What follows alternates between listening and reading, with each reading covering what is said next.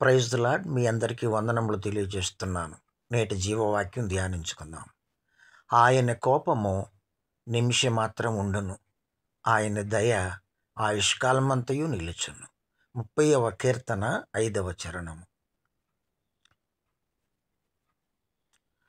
For his anger endureth but a moment, in his favor is life.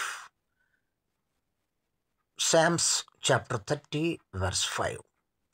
क्योंकि उसका क्रोध तो क्षण भर का होता है, परंतु उसकी प्रसन्नता जीवन भर की होती है.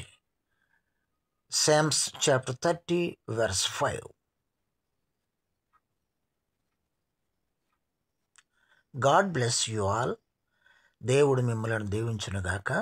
ఆమెన్.